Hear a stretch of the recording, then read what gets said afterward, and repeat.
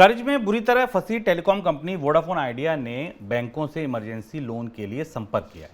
Report की माने तो वोडाफोन आइडिया ने बैंकों से 7,000 करोड़ रुपए के लोन के लिए संपर्क किया। हालांकि रिपोर्ट में यह भी कहा गया है कि बैंकों की तरफ से अभी तक वोडाफोन आइडिया को कर्ज देने का कोई फैसला नहीं लिया गया है। बैंक इस बात का इंतजार कर रहे हैं कि सरकार की तरफ से वोडाफोन आइडिया में किस तरह से हिस्सेदारी ली जाएगी, उसके बाद ही वो अपनी रुख अपना स्पष्ट करेंगे, बात आगे बढ़ेगी इस कर्ज की। सर, पहला सवाल तो ये 7,000 करोड़ का इमरजेंसी कर्ज अचानक कंपनी को ऐसी जरूरत क्या पड़ी? वोडाफोन आइडिया गहरी मुश्किल में है, में हर तरह से मुश्किल में है। ये जो ताज़ा कर्ज, जिस इमरजेंसी कर्ज की ज़रूरत पड़ी, ये करीब 7,500 करोड़ रुपए का कर्ज है जो वोडाफोन आइडिया को जनवरी के अंत तक इंडस टावर को चुकाना है। इंडस टावर वो कंपनी है जो वोडाफोन के नेटवर्क को टावर फैसिलिटीज़ प्रोवाइड करती है। इस कंपनी का 100% बकाया चुकाने की शर्त थी वोडाफोन के सामने, और अगर वोडाफोन ये पैसा नहीं चुकाता है तो वोडाफोन के टावर्स बंद हो जाने का खतरा है। और इसलिए वोडाफोन आइडिया ने अचानक 7,500 करोड़ रुपए के इमरजेंसी कर्ज की मांग के लिए Punjab Sind bank, Punjab national bank, state bank of India, HDFC bank, IDFC first bank के साथ बात करनी शुरू की है ताकि वो अपने नेटवर्क को बचा सके। और ये वोडाफोन के ब्रिंक की तरफ या वोडाफोन के गहरी मुश्किल की तरफ खिसकने का पहला बड़ा संकेत है, जहां पर कंपनी को इमरजेंसी लोन लेने की जरूरत पड़ गई। और हमें जानना जरूरी है कि अगर टावर बंद हुए तो वोडाफोन के नेटवर्क पर संकट आएगा। सर, सरकार रिवाइवल से अपना हाथ पीछे क्यों खींचती दिख रही है? अगर सरकार को इक्विटी कन्वर्जन करना है, जो भी करना है करे, आगे बढ़े। वोडाफोन को लेकर जिस तरीके की संभावनाएं शुरुआत में जाहिर की गई थी, जब हमें याद होगा पिछले साल इस बात पर लंबी बहस चली थी कि जब कंपनियों को अपने पुराने बकाये चुकाने थे और केंद्र सरकार ने अपनी तरफ से कहा था कि वो वोडाफोन का जो बकाया है, उस बकाये का जो ब्याज है, उस ब्याज का भुगतान नहीं लेगी और उसके बदले कंपनियों के निवेशकों को, कंपनियों के मालिकों को उसमें निवेश करना होगा। लेकिन अभी फिलहाल अभी तक जो परिस्थिति है उसमें कंपनियों के प्रमोटर्स ने, वोडाफोन के प्रमोटर्स ने किसी बड़े निवेश की तैयारी नहीं की और संकेत नहीं दिया। और अब सरकार भी एक प्राइवेट कंपनी को उबारने के लिए, अपनी तरह का अनोखा घटनाक्रम भारत में होने वाला था जिसमें एक प्राइवेट कंपनी को सरकार उबारने जा रही थी, सरकार उसमें हिस्सेदारी ले रही थी। ये भी एक पैराडॉक्स है कि जहां सरकार अपनी कंपनियों में, सरकारी कंपनियों में हिस्सेदारी बेच रही है, वहां एक निजी कंपनी में हिस्सेदारी खरीदने जा रही थी। और वो पूरी कोशिश इस शर्त पर थी कि वोडाफोन आइडिया के प्रमोटर्स भी इसमें निवेश करेंगे, इसमें पैसा डालेंगे। और वैसा नहीं हुआ। वोडाफोन आइडिया के पास फंड्स की जबरदस्त किल्लत है। 2.2 लाख करोड़ रुपए के आसपास के कर्ज पर ये बैठी हुई है। कंपनी को 15,080 करोड़ रुपए अभी तत्काल अपने कर्जदारों को चुकाने हैं।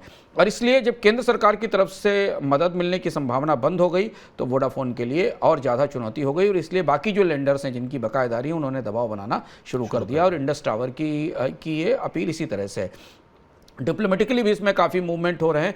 अभी ऐसी भी खबरें थी कि यूके इंडिया ट्रेड बॉडी जो है, जो भारत और यूके के उद्योगपतियों का संगठन है, उसने भारत के जो राजदूत हैं लंदन में, ब्रिटेन में, उनसे भी अपील की थी कि सरकार जो बकायेदारी है उसको इक्विटी में बदलने की कोशिश करे, में जल्दी करे। लेकिन अगर हम बयानों पर जाएँ, भारत के संचार मंत्री अश्विनी वैष्णव के बयानों पर जाएँ, तो उन्होंने कल ये कहा कि बहुत कॉम्प्लेक्स इशू है, जटिल इशू है। यानी सरकार अपनी तरफ से वोडाफोन को बेल आउट करने के लिए आगे आती नहीं दिखाई दे रही है।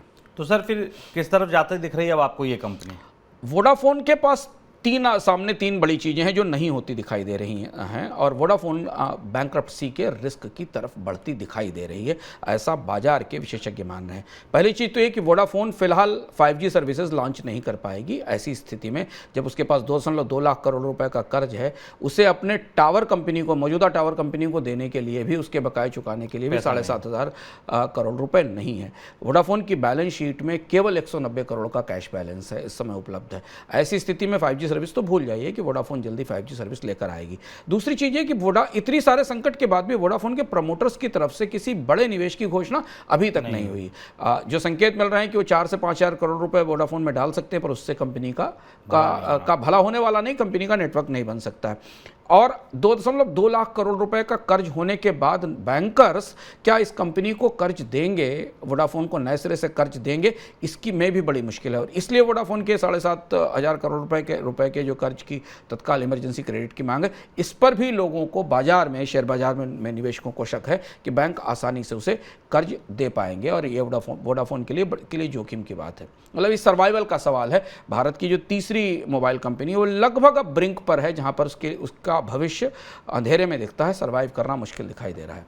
सर, आपने कहा कि दिवालिया हो सकती है, बढ़ सकती है उस ओर। अगर दिवालिया हो गई ये कंपनी फिर क्या होगा? जो चुनौतियां उस हिसाब से वोडाफोन को या तो सरकार की तरफ से सीधी मदद आए और सरकार उसका इक्विटी कन्वर्जन करे बाकायदारी का, और सरकार का हाथ लगते ही वोडाफोन की साख थोड़ी बेहतर होगी, बैंकर आगे आकर मदद देने की कोशिश करेंगे, या फिर वोडाफोन के जो प्रमोटर्स हैं वो इसमें निवेश करें। और ऐसी स्थिति में नहीं अगर होता है तो फिर वोडाफोन के बैंकरप्ट होने के खतरे सामने बढ़ते चले जाएंगे। और ऐसी स्थिति में भारत के टेलीकॉम बाजार के लिए चुनौतियां और ज़्यादा बड़ी होंगी। फिर ये पूरी तरह से डुओपोली का बाजार हो जाएगा। अभी एक हिस्सा, जो छोटा सा ही हिस्सा सही, लेकिन वोडाफोन बाजार में कंपटीशन लेकर मौजूद थी तीसरी कंपनी के तौर पर, अब फिर डुओपोली का पूरी तरह से बाजार हो जाएगा।